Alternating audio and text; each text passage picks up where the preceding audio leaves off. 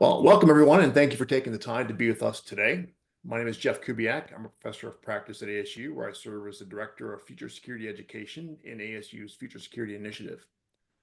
The educational offerings I help guide include the MA in Global Security, the MAGS, which has a non-technical concentration in cybersecurity, and a newly launched concentration in irregular warfare. We also offer a graduate certificate in global security and competitive statecraft, and we're building a new portfolio of short courses on similar topics to be offered in ASU's career and professional development educational outlet called Career Catalyst. Today's event is one in a series of events we host each fall and spring semesters to highlight the thought-leading security practitioner faculty that teach in our programs. Today, we're fortunate enough to have Professor David Kilcullen. Dave is a professor of practice with the Future Security Initiative, senior fellow at New America, and he's also a professor at our Plus Alliance partner, the University of New South Wales in Canberra. He's an expert across a range of conflict areas and regions. He served as chief strategist in the State Department's Counterterrorism Bureau and served in Iraq as a senior counterinsurgency advisor to General David Petraeus before becoming the special advisor for counterinsurgency to Secretary of State Condoleezza Rice. He's the author of a number of influential books in conflict, starting with The Accidental Guerrilla, Fighting Small Wars in the Midst of Big One, Counterinsurgency, Out of the Mountains, The Coming Age of the Urban Guerrilla, and Blood Year, The Unraveling of Western Counterterrorism. His 2020 book, Dragons and Snakes, is actually the basis for the course he teaches in our MA in Global Security on military innovation and adaptation since the Cold War. His most recent book, co-authored with Greg Mills, The Art of War and Peace, Understanding Our Choices in a World at War, addresses some pretty heady questions, some of which he may touch on today, which include something like how have the character and technology of war changed in recent times? And why does battlefield victory often fail to result in sustainable peace? And what is the best way to prevent, fight, and resolve future conflict? Some pretty big questions, Dave. I hope we get to discuss some of those. I'm assuming you touched on some of those in our discussion. His discussion tonight is titled The Interaction of Irregular Warfare and Technology. Professor Kilcullen will talk for 20 to 25 minutes, and then I'll moderate a Q&A session with the audience. Please feel free to type a question in the Zoom Q&A block at any time, and I'll ask it to Dave after he's done with his talk. So no more from me, Dave. Thanks for joining us. Thanks for taking the time to be here, and the screen is yours. Thanks, Jeff. And I should say that the reason we started late is because I was struggling with the technology. So not much of a technologist here. As mentioned, I'm going to talk a little bit to begin with, and then I hope we can get to some solid discussion after that. I'm going to share some slides just to make it easier to visualize some of the stuff that I'm talking about. And can I just get a confirmation, Jeff, that you can see that and that it's in presentation mode? Absolutely is. Great. Good job. So I'm talking here about battlefield adaptation in a fast-changing fitness landscape, and I'll talk a little bit about what that is in a minute. Everything's unclassified, of course. I'm going to talk about what do we mean by a tactical fitness landscape. I'm going to talk about some recent field examples from some field work that I've done over the last 18 months or so in the Baltic states, Ukraine, a couple of different places in Africa, and Taiwan. I'm going to focus on things like ubiquitous technical surveillance, cooperative engagement, human-machine teaming, how small teams are adapting to the drone threat, and how we're starting to see robotics and autonomous systems, or RAS, as we call it, expand into littoral sea space. And then hopefully we'll be able to get to a solid discussion after that. Let me start by just noting, as William Gibson, the sci-fi author, said more than 30 years ago, the future is already here. It's just not evenly distributed. So the reason that I think it matters to get out on the ground in current conflict is because even if things haven't hit us yet, they're already out there on the battle space, and it makes it a lot more granular as a basis for prediction if you can understand what's happening now in a lot of these conflicts around the world. What do we mean by a fitness landscape?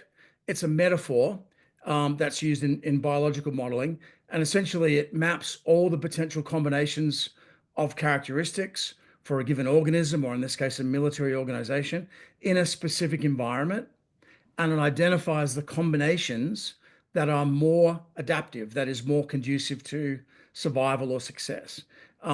It is a metaphor, but it's a useful metaphor because it helps us to understand what sets the characteristics of the tactical environment within which we operate, and then how every actor in that environment has to adapt to those conditions.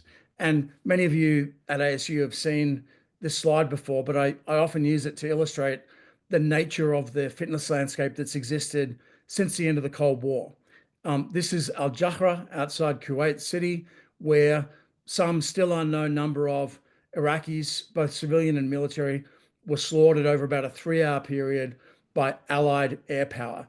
And it basically taught everybody a really important lesson, which is that if you go up against the United States or an actor that fights like the United States, and you go out as the Iraqis did in the open, conventionally arrayed in the daylight, the outcome is going to be some version of the highway of death. So people have adapted away from this style of operating. And what we see instead is something a lot like this: small teams swarming through an urban, cluttered, complex environment with a mixture of heavy and light weapons, a mixture of hard-skinned and soft-skinned vehicles, and a range of capabilities, signals intelligence, mortars, increasingly drones, embedded in the small team to allow them to maneuver in multiple dimensions alongside many other small teams, or working toward a similar objective. A way to summarize the tactical fitness landscape is to think about what things the environment punishes versus what things it rewards. And this is a continually updated list, but essentially, if you look at what we're seeing in the environment, I think you can argue that it rewards things that are small, cheap, many, stealthy, modular, composite, good enough rather than exquisite, quick to iterate rather than slow to field, things that are multi-role, agile, fast, open source, easy to maintain and easy to transfer to third parties. And obviously, by definition, it punishes the opposite of that. So if you find yourself resembling the actor on the right-hand side of that slide, you're in a world of hurt in the current tactical fitness landscape. And as a result, we see less and less of that. And we see more and more people from different backgrounds or different organizational types operating on that left-hand side, which for those in the special forces world or in as irregular warfare professionals generally, that you can see is the set of characteristics that are typical of irregular actors in irregular forces. So let me give you some examples from current combat to just flesh out a little bit of what we've been talking about here. So the first thing I want to talk about is ubiquitous technical surveillance and what I call the dispersion dilemma. So UTS, ubiquitous technical surveillance, we're all very familiar with it, but at any moment, at any location, whether your intent is good or ill, you are under multispectral surveillance from space-based, air-breathing, terrestrial, cyber platforms, cameras, CCTV, location tracking, multispectral imaging. You generate a signature in the environment that can be rolled back, in some cases up to 18 months, to figure out where you came from. And it's virtually impossible now to avoid being spotted, surveilled, tagged, tracked, and located by UTS systems. Now, for irregular warfare actors, that's nothing new, but it is proving to be extraordinarily deadly for conventional forces on the battlefield. And what we see emerging as a result of UTS is what I call the dispersion survivability dilemma. So basically, if I mass and concentrate force physically in the same place, I'm now creating a target that is easy to detect for an adversary across multiple spectrums of surveillance capability. If I disperse physically in order to avoid creating that physical target, now I'm creating an electronic target because I have to communicate. So on a different spectrum, I'm still being picked up and still being targeted. So as a result, we see this style of operating now where forces will tend to concentrate and disperse on a regular basis, trying to achieve the benefits of mass without the disadvantages of being physically concentrated. Classic example from 2023, the first few weeks of the Ukrainian counteroffensive. I was in Ukraine at the time, but not in this part of the front, and we repeatedly saw high-end NATO technology, like you can see here, being destroyed rapidly by the Russians because it was being picked up already in their assembly area, or certainly well before they crossed the line of departure at the start of their advance.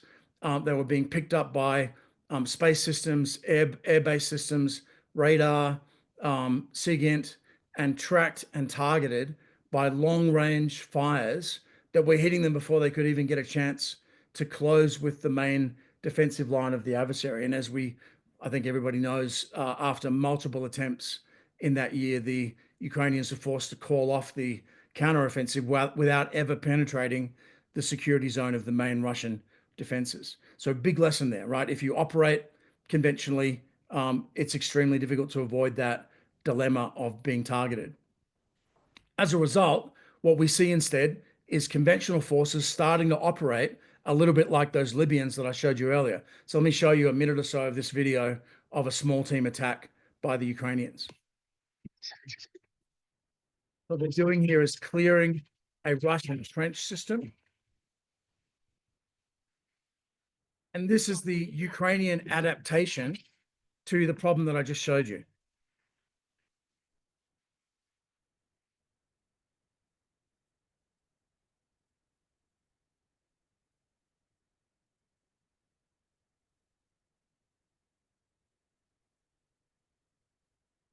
The small, stealthy teams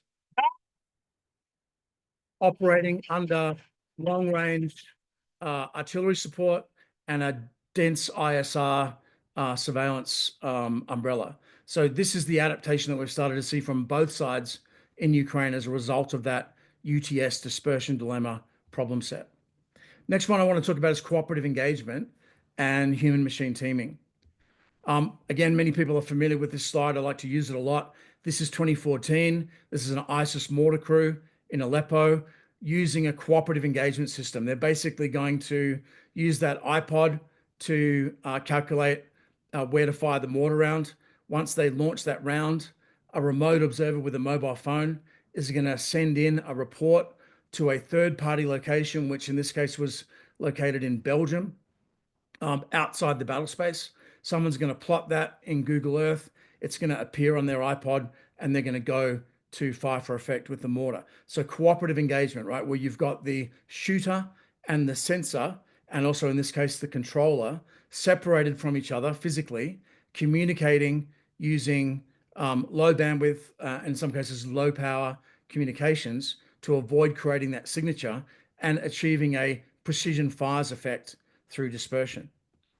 We again saw that very heavily in Ukraine. So distributed ISR, intelligence, surveillance, and reconnaissance, plus ranged fires being used to generate that cooperative engagement effect.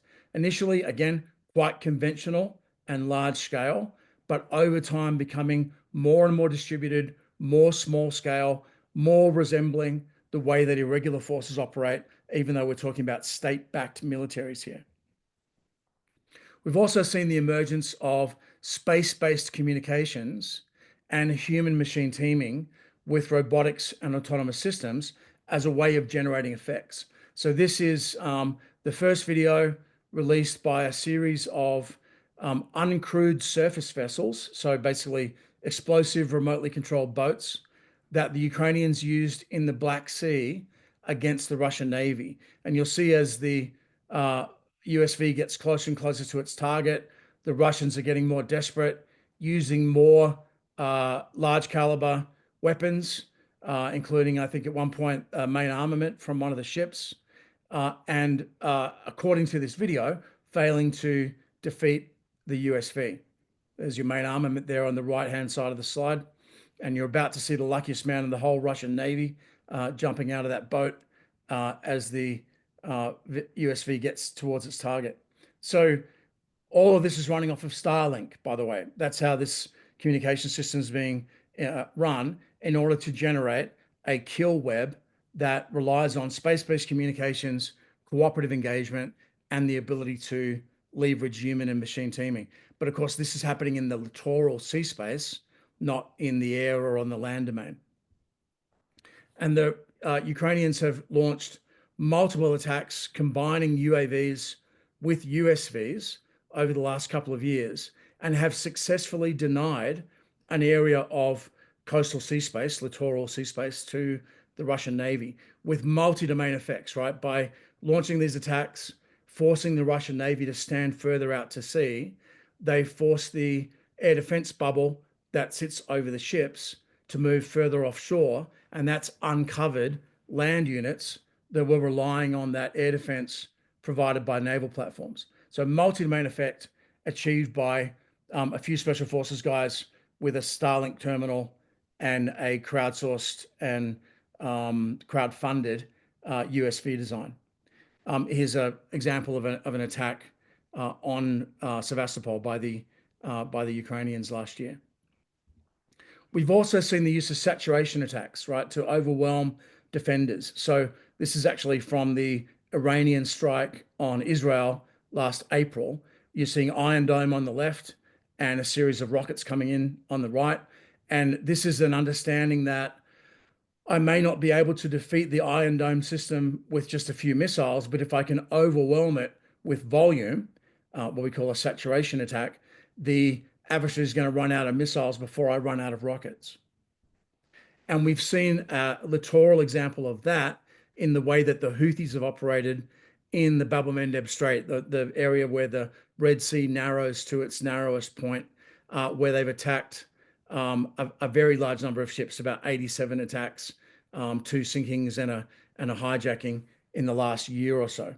And the way that this works is, again, a combination of robotics and autonomous systems with human machine teaming, with cooperative engagement, and then dispersed saturation attacks. There's a strike on a warship. If I'm a Houthi ISR asset, I will sit there in my observation post. I'll put my binoculars up. I'll look at the platform. I'll probably pull up a web page that shows me the various characteristics of different warships. And I'll say, okay, that's a British Type 23 or it's an American DDG 51 Aegis. That means it's got a maximum of 32 missiles in the case of the Type 23, or 96 at maximum in the case of the Aegis class. So if I launch 97 missiles or 33 missiles, by definition, the ship's going to run out of defensive missiles and will have to leave. And of course, by a stroke of administrative genius, we've bought the type of VLS that can only be reloaded in port, not at sea. So every time a ship runs out of its VLS launch capability, it has to leave the battle space. So this is a non-state actor, the second in 2 years after the Ukrainian Special Forces, not non-state, but operating like a non-state actor, forcing a conventional navy to move further offshore in order to deny littoral sea space. There's a lot of remote partnering tools that are out there. What I'm showing you here is called RAVAC, which is one that we use in the Special Forces community, but you can achieve a very similar effect with just commercial off-the-shelf technology. An iPod or a iPad and a InReach Mini, for example, here, but many other different combinations. And I'll show you a couple of examples of those in a minute that achieve that cooperative engagement effect, but blend into the background of UTS by just using commercial technology rather than military off-the-shelf or purpose-built military tech. That comes into its own when we start talking about drone and counter-drone technologies and tactics. The ones that are getting the most media play right now are FPVs, first-person view UAVs. You can see one there on the bottom right. The blue box is a large battery to enable it to have more lift capacity and endurance. And what you basically see below that is an RPG warhead that's been attached to a quadcopter. And you can see a couple of examples there in the picture of controllers operating those at a distance, initially over a radio link.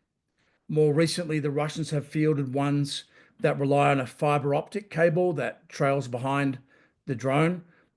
These are all software-defined radio systems. When I was there in 2023, the drone units were updating the fill on their software-defined radios about once every 10 days. Now it's 2 or 3 times a day, because that's how quickly adversaries are picking up and adapting to the particular RF signature of each drone that's out there. Again, we're looking at small, stealthy, dispersed teams, plus robotics and autonomous systems. And in many cases, as you can see here, underground systems with the antennas offset and remoted so that they're not generating an electronic signature from the location where they're operating from. We, of course, have also been picking up on this, and this is a Special Forces operator last year using an FPV drone during a training exercise in Greece. They can be used for reconnaissance, for strike, in some cases both, a sort of multi-role or swing role approach. And you can also use this approach to control loitering munitions, aka kamikaze drones. This is from Myanmar, also from last year, an example of how technology that was initiated in the Middle East 10 years ago and then refined through evolution in Ukraine has found its way to multiple other combat zones globally. This is Myanmar, but I could have shown you examples from Goma in the Congo-Rwanda border over the last weekend, or from Somalia, or from Libya. It's extraordinarily common now to see this kind of capability. Bombers, so drone bombers, reconnaissance assets, FPV drones, loitering munitions. That small team that I showed you at the beginning is now capable of maneuvering in 3 dimensions, looking over the hill, striking targets at a long range, moving further away from other swarms because they're able to communicate using radio relay through drones, and a whole variety of other things that just weren't feasible until this technology made it onto the battle space. Increasingly, we see small team counter UAV, so counter drone activity, structured a bit like this, with a rapid firing, small caliber kinetic kill system, and usually some kind of RF soft kill system that's able to knock out the communication systems or spoof or disrupt a drone. We're also increasingly seeing GPS spoofing and jamming, which takes a lot of power, but can be done over a small area with an appropriate setup. This is Syria last month. Same thing, right? ZU-23-2, a twin-barreled 23mm anti-aircraft weapon used in the direct fire role, like we saw in the Libya example at the beginning, but increasingly being used for direct kinetic kill against drones, which are now probably the most threatening element to the small team on the battle space. We're seeing squad level signals intelligence. These are small team drone warning alarms that are being used in Ukraine, Manet systems in many cases. And what you'll see here, the ones that have the green check are capable of detecting a DJI Mavic drone coming in. About 50% of the casualties that are being suffered by Ukrainian drone operators are being inflicted by Mavic drones. So Chinese made drones that are dropping small bomblets on them as they try to operate, homing in, if you like, on the signal. So the way that people are reacting to that is with small team spectrum analyzers. So each drone or each drone type has a very specific signature on a spectrum analyzer. So on the left-hand side there, you can see the SuperCam, which is a type of reconnaissance drone that the Russians use. And on the right, the Orion, which is a much larger platform. And as you can see, it has a very substantial signature on the spectrum analyzer, allowing the small team to get early warning of an inbound UAV of this type. And this is now as essential as small arms or binoculars or food or water to any small team that wants to survive. If you go out without one of these squad level drone warning alarms, you're just asking for trouble. On the Russian side, we're seeing rapid coevolution of that type of system. The green box there on the left is called the trowel. And you can see why if you look at the shape of the antenna. And it's basically an RF kill device, but also a spectrum analyzer that is used to identify what type of drones are out there and distinguish a Russian drone from a UAV that's operated by the Ukrainians. On the right is a machine translation of a recent Russian manual that came out last month, talking about all the different tactics that the Ukrainians use to employ their UAVs. And we've seen both sides copying each other's tactics and coming up with both technological and tactical countermeasures to try to invalidate the effect of the drones that each side is using on the battle space. Kinetic kill, particularly using shotguns, also becoming increasingly common. This is the Russian GP-25. It's actually a Turkish BTS-12 that's in common use by the Ukrainians, just as a way of shooting down particularly FPV drones, which are quite vulnerable to a short-range strike of this kind. So some quick observations, and then I'm going to stop sharing slides and we can go to discussion. So the first one, obviously enough, and this is an old observation that my students are very familiar with, new technology creates levels of lethality and precision for hybrid or irregular, including non-state actors, that until recently you had to be a nation state to achieve. At the same time, states are increasingly adopting tactics of an asymmetric or irregular nature that were once restricted to non-state actors. So we're seeing a blending of state and non-state in terms of the types of technologies they use and the tactics they employ. Distributed operations, so spreading out to avoid that dispersion dilemma, plus cooperative engagement are now the norm. So you have sensors, shooters, and controllers physically remote or offset from each other as a survivability measure in that very harsh tactical fitness landscape. RAS, robotics and autonomous systems, playing an increasingly critical role with or without AI. We can talk about AI in a minute if you guys want to talk about that. But it is, I think, most notable that they're happening in the land, air, sea, surface, and subsea domains, which we haven't really seen until about the last 2 years. The combination of all those things, robotics and autonomous systems, plus cooperative engagement, plus human machine teaming, is enabling those kinds of distributed saturation attacks that we talked about, which allow a smaller force to disrupt or disable a much larger, much more sophisticated platform installation or fighting force. So increasingly, as I said at the beginning, small, fast, cheap, smart, many is beating big, slow, expensive few, with implications for how irregular warfare forces, whether they be state irregulars like special operations forces, or they be non-state actors, operate in that changing tactical fitness landscape. So I'm going to stop sharing at that point, and I'll throw back to Jeff. Happy to answer any questions, but also really happy to get into a discussion about some of this stuff, because I think it's not just my opinion that counts here. I know a lot of people on the call have done their own field work here also. Right. Good. Excellent. That was an amazing talk. Actually, my head's kind of exploding with how quickly things are moving along in this space. One of the things that I wanted you to expand on just a little bit, or maybe kind of, I think you covered it, but I wanted to make it more explicit because I find it interesting that you titled your talk "The Interaction of Technology and IW," not the intersection or the impact or whatever, but the interaction. That implies something different. And you want to cover that just a little bit more in detail?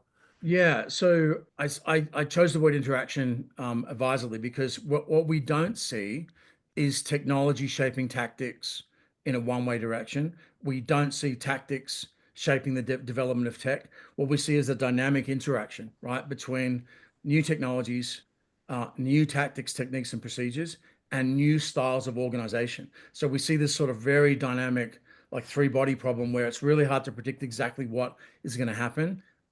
But you see a co-evolution, right, where one actor will start fielding some particular combination of technologies, tactics, and force structure, and then an adversary will react to that, and then you get a tit for tat co-evolution over time. And we're seeing that in real time, particularly in Ukraine.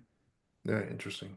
All right, there's one question in the question and answer block. And I'm going to read it because I'm not exactly clear, and maybe we can kind of expand on it, but maybe you understand it better than I do.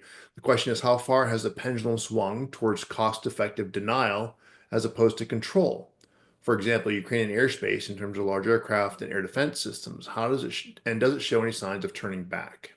Yeah, so here's what I think the question is getting at, and I'm happy to be corrected if somebody wants to chime in with a different point of view. But sea control or airspace control takes a Hmm. lot more resources than sea denial or air denial, right? And increasingly, as the question illustrates, we're seeing the pendulum swing toward denial rather than control. Like, there's no way that the Ukrainian military, which doesn't really have a navy, could have controlled that sea space close inshore off Odessa in the northern Right. Black Sea, but it can cost effectively deny that space to an adversary. So the bar is higher if you are trying to impose control than if you're trying to deny control. And the Houthis are another great example, right? I mean, we have $1 trillion military that just got its ass kicked by the Houthis, right? Why? Because they don't have to raise to the same bar that we do of controlling that space and defending Hmm. commercial shipping. They just have to deny it. And if I can shoot enough rockets at a limited VLS Leaves. ship that it has to leave, well, now I've Hmm. denied the space, right? So Right. I don't actually see, if that is indeed what the question's about, I don't actually see the pendulum starting to swing back yet. I still see cost-effective denial as being where things are at right now. But of course, any action has an opposite reaction, and we're starting to see new capabilities being fielded in that space as well. Yeah, that's the key. I think the action reaction process that you're talking about, I think, is really important to understand, and it happens real time on the battlefield in these conflicts today, and especially in the small teams. Good Yeah. question from another audience member. I think is really interesting because I know the depth and well, breadth of your experience with it. The question is, have you seen anything over the past 2 years that has surprised you during your field work, and if so, what? Absolutely. Lots of things. In fact, most of the things I see surprise me. I try to go in with a bit of an open mind. One of the things and this is not exactly a tactical point, but I've been really struck by how rapidly Ukrainians have adapted to living under the threat of loitering munitions and air raids. So I know other people have been to Ukraine as well, but you'll be sitting in a bar with people, and you may as well be in any bar in Western Europe, except people have an app on their phone, and when the Russians launch an airstrike, you get an alert, like a sort of amber alert on your phone. You click on the app and it shows you a little blue circle, which is the predicted area of impact of the incoming missile. And people just sort of glance at it while pouring another drink. And it gets smaller and smaller and smaller as the missile gets closer and closer. And people are just basically blasé about it. I've been out Wow. in the street during a Russian air raid outside Bankova, which is the Ukrainian president's office, and people are just walking around with shopping bags and riding around on scooters and completely blasé to the fact that missiles are dropping. So I think that's really interesting, right? And it's, I think, to do with the fact that people have no sense of agency. It's just like bad weather, right? You go out on the golf course, you might get struck by Right. lightning, right? It's a thing, but you still play golf, right? Right. Use that analogy for Jeff because I know he's an avid golfer. I don't. Yeah, I'm probably not going to get struck by lightning. I'm not going to also probably be somewhere in near the president's palace in Ukraine. So, there's one question here about procurement and acquisitions. I'm going to put that one on pause for a second because I was going to come back to a bigger question I have later on. So I'm going to skip that one for a second. And the question specifically, because you didn't really hit on this too directly, is how have cyber operation capabilities expanded to in the purview of irregular forces in irregular warfare? Yeah, huge point. And I have another whole discussion on what I call cyber kinetic operations. I just cut that for time reasons so we could have the discussion. But increasingly, in an environment that's characterized by an Internet of Things, you can have a direct lethal physical kinetic attack on somebody using just a cyber tool and vice versa, right? So rather than cyber attacks being purely at targeting your data, you can see them having a direct lethal physical effect and vice Hmm. versa. So we're seeing this emergence of cyber kinetic operations. I think the world's leading military service in that regard is actually the US Marine Corps, who for years have been focused on cyber kinetic teams, right? Having the two blend together and operate in a seamless fashion. The British Army, the Aussies, the US Army, the French, actually, and a number of others and the British through a thing called the Future Commando Force are all developing new capabilities for that style of operating. We're seeing that happen pretty much real time in Ukraine. All I will say in this forum is that a lot of things that we see that appear to be kinetic attacks are actually shaping attacks designed to shape something in cyberspace to enable a cyber attack or vice versa. It's probably all we can Mhm. say in this forum, but and we're seeing that from adversaries as well as from our side. So cyberkinetic is one of the pillars of my little dispersion dilemma diagram, and that's what I mean by that, right? Cyber attacks with a lethal effect, physical attacks with a cyber effect. Interesting. All right, so I got another question in the question and answer block about force structure, basically, and organization. So I'm going to go with my question next and see if we can't tee it up those two questions with this one, and that is the book that you teach your course in military adaptation is called Dragons and Snakes, right? So it's not dragons or snakes, it's dragons and snakes. So we have this dilemma, and in the world of snakes, which is the world we're talking about in irregular warfare, in a lot of ways, the landscape you're talking about, the fitness landscape favors a certain aspect of certain weaponry, certain approach, certain organization, certain procurement. Does the Dragonland fitness landscape, how do those two match up, especially if you're talking about deterrence, which is what most folk will talk about when you're looking at, near peer or in this case, let's just talk about it outright, US China, you're looking at deterrence. That fitness landscape strikes me as being dramatically different. So now you're in charge of force structure and procurement for the US or some Western country. How Yeah. are we shaping that, or is there a path forward there? There is, I think. And I'll use Taiwan as an example. General Lee, a number of years ago, sorry, Admiral Lee, a number of years ago, put forward a thing called the all-out defense concept, which basically focused on getting away, and he's a Taiwanese officer, getting away from a small number of large, conventional, expensive platforms to an extremely large number of lethal, small, stealthy platforms in the hands of small teams to basically create if you like, a much higher hurdle for a Chinese mainland commander trying to cross the Taiwan Strait.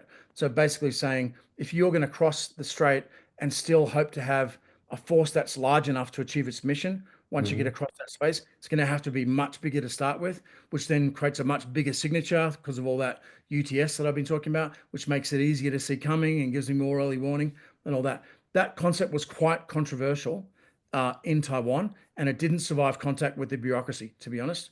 So Right, people it's still up in the air in terms of how effectively that's going to be adapted. But already, the things we've seen with the Houthis in the Red Sea, the things that I was describing in Ukraine, have filtered through to things like the US Replicator Program, which was a US Department of Defense initiative under the last administration, or to what's known as Hellscape, which is the sort of application of Replicator plus all that stuff that we were just talking about to the Mhm. Taiwan Strait, right? So basically trying to say, you may be able to move across the strait and land a force on the west coast of Taiwan, but at what cost, right? I can use very, very large numbers of small stealthy platforms to generate extraordinarily high losses for you if you try to do that. And how many of your people are you willing to lose in order to achieve your strategic Right, objective? So that's right. where a lot of this stuff is going, and I think we're going to start to see that in multiple domains, including space, Yeah. in the future. Well, that's a fantastic answer.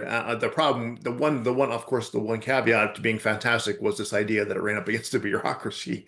Because one of the questions that is asked is, some Western soft seems to be adapting to these changes rapidly. What advice do you have to adapting procurement and acquisitions for conventional sea, land, and air capability and force development? And you kind of touched on that. So I'll use an American lens here, but well, actually an AUKUS lens.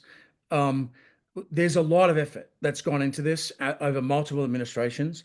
I'm actually reasonably confident that we'll get it done. So hacking for defense, Yeah, the Defense Innovation Unit, the yeah, Office of Strategic Capital, the Replicator program, which may or may not survive into the Trump administration, but some version of it will occur. One of the big proponents of the Hellscape model, Elbridge Colby, is now going to be the Undersecretary of right, Defense Policy. So we've got people that have that mindset coming in. And there's just a lot of stuff going on in terms of tech innovators. So IXG in Australia, ASCA in Australia, Diana with NATO, um, the Catalyst campus here in Colorado. There's a bunch of different attempts being made to get around the procurement, yeah, legacy systems. I would yeah, just say though that it is a problem, right? I mean, I won't name who yeah. it was, but I had a conversation with an executive from a large defense company about the problem of VLS getting overwhelmed by large numbers of cheap systems. And I said, every time you fire your full VLS loadout, you got to leave station, and that's really bad for the U.S. Navy. And he was like, yeah, it might be bad for the Navy, but it's really good for Lockheed Martin and Raytheon, right? And I'm Yeah. like, well, yeah, but yeah, maybe at some point we need to think about, actually winning one of these conflicts. So Yeah, I that's there's an urgent need for reform on that. But I think the good news is people are thinking about it. The slightly less good news is I don't know that we've cracked the code yet. yeah, and the discourse has to continue to proceed along these lines. And the more we amplify these kind of messages, especially the one you're talking about, with kind of the fitness landscape piece, is I think the better off we're going to be because eventually someday somebody's going to pick up on it. I mean, the American automakers didn't make EVs for a long time either, until somebody brought it to their attention that, hey, this is probably the better way forward in some ways. In any case, let's see. Do you think one other question from the audience? Do you think the developments are generating discussion considerations of U.S. conventional forces being organized and trained more similar to SF units or increased number of SUs? So you do see an actual change in the defense structure beyond the ones you already mentioned, the innovation units and that sort of thing? I do, and I would point again to U.S. Marine Corps. So Marine littoral regiments are basically dispersed small team RAS-enabled teams that operate much like this model. The U.S. Marine Corps made the extremely gutsy play of getting rid of their tanks a number of years ago in order to facilitate what they're doing here. The British have a thing called the Commando Force, again running into procurement because it relies on multi-role support ships that are not in the latest budget that the UK Treasury came up with, but similar approach. The Aussies have a new experimental unit that's operating in this manner. US Army has one of their brigades, I think it's of the 101st, are operating that way, and 82nd Airborne has one too. So I think we're seeing things that were familiar to special operators, but not so Hmm. familiar to conventional forces, proliferate into the conventional force. That's been going on for 20 years, right? I mean, the war on terror pushed a lot of that into the conventional force, and what we're seeing is that the agility and innovation of special operations forces is now feeding the innovation cycle for the big force, which is I think is a good news. Yeah. That's interesting. Fantastic. Um, Here's a good question. Is there a paradox of innovation and returning to older tactics? The small teams in trench warfare in Ukraine reminds you of the stormtroopers of World War One, but with drones and cyber capabilities. I mean, history doesn't repeat itself, but it rhymes. Are we going to see that kind of return in some ways to older tactics in the face of this new fitness Yeah, landscape? we are already seeing that, and that's a really good, insightful observation by your question there, because what we're seeing is a mix of old and new, right? Like it doesn't Yeah, look. It's a bit of a truism to say that the war in Ukraine looks like the First World War. It actually doesn't, right? Like the right. force density that is there on the front lines in Ukraine is way lower than anything we saw, even during the infiltration tactics period of 1918 in World War One, and that's because of technology, right, which gives you a much lower force to space ratio. But I think the what we're seeing is this process of adaptation, reaching out to new and old tech. As I said, the Russians are now using fiber optic cable to fly their FPV drones.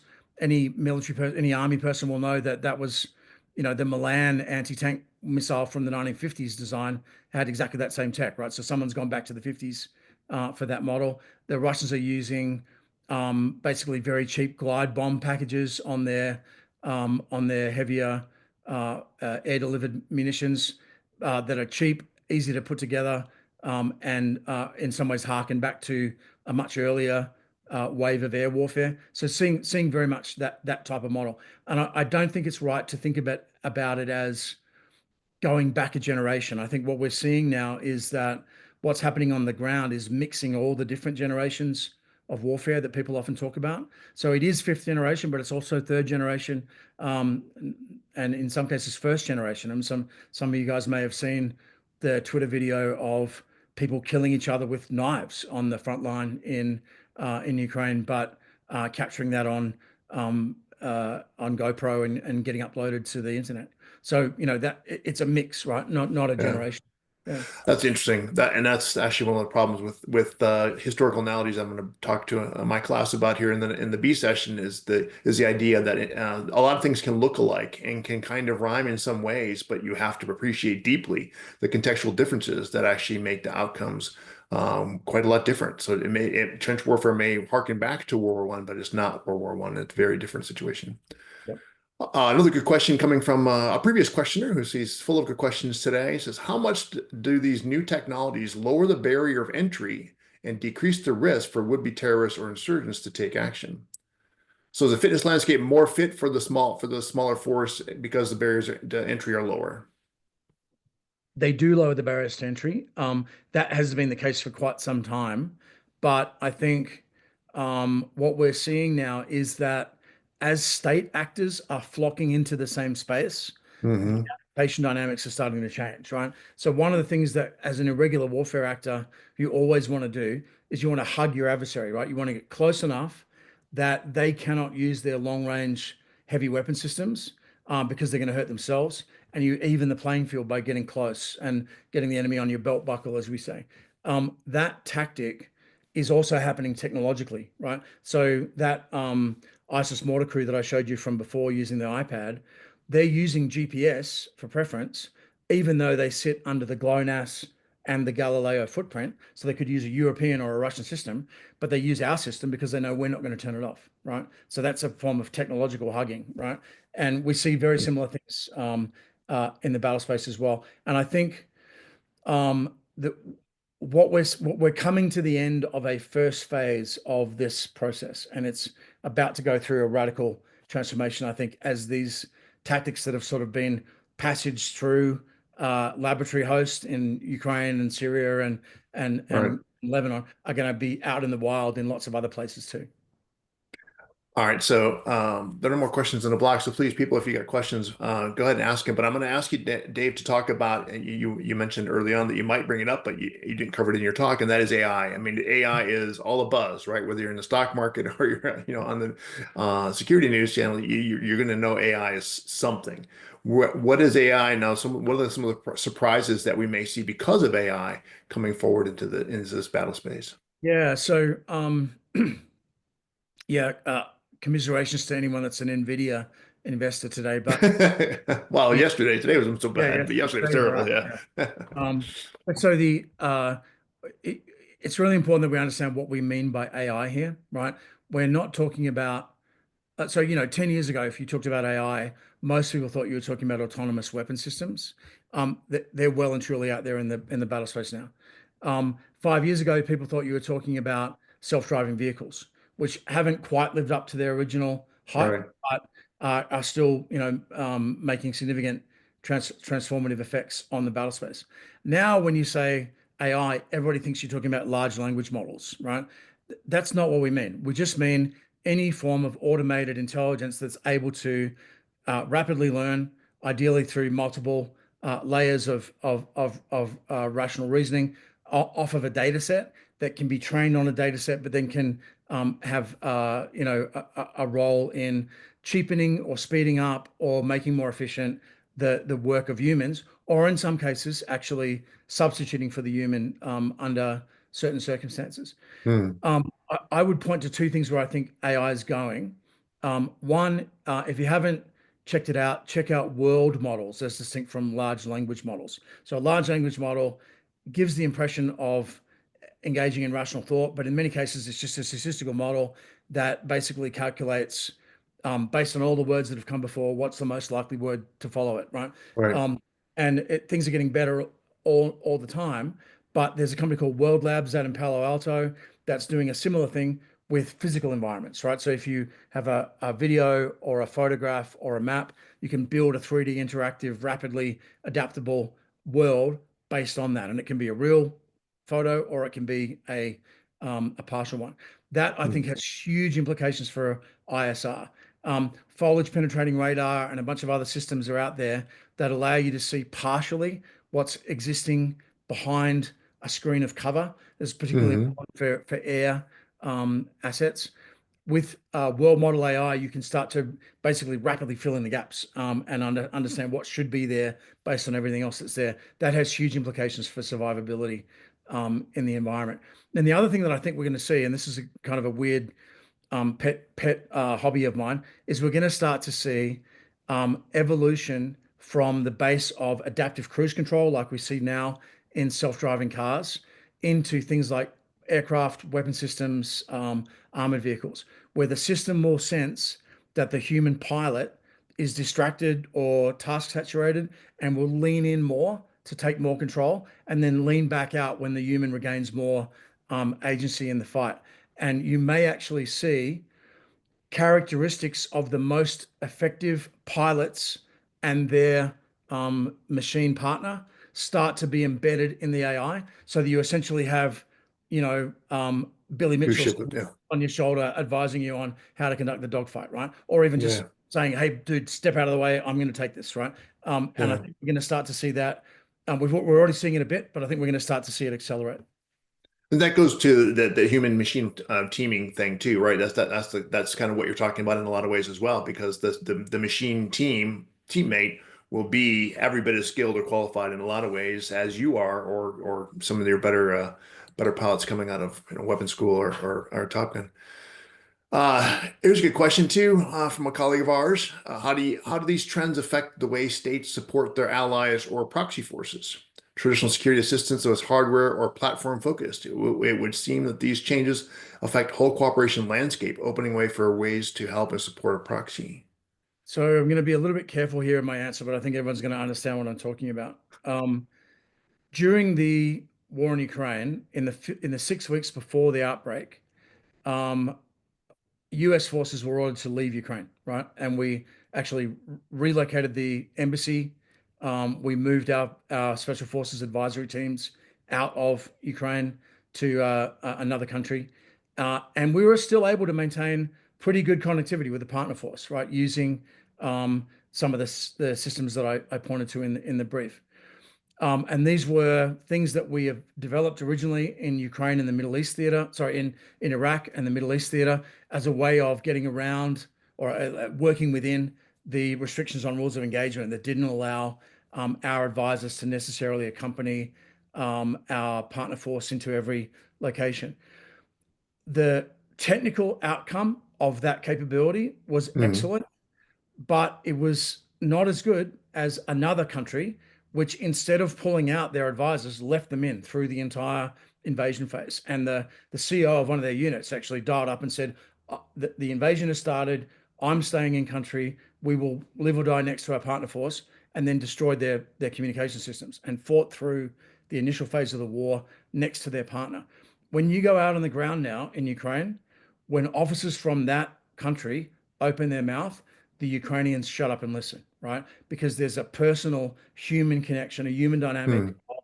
We want to listen to the people that were there with us on the day that fought through that really dangerous period. And much as we might respect our American comrades, we know they weren't there through no fault of their own, right? And their advice might still be good, but it might not be. The other thing that I see is that rapidly the advice that we are giving to our partners is overtaken by events when you're in these really quick moving adaptation battles. Good example, I was talking to a Ukrainian artillery officer last year who said, "Listen, the counter battery fire techniques that you guys are teaching us do not work, right? Like, Right. you guys are assuming that the enemy's tracking me with a ballistic radar, like an ANTPQ 36.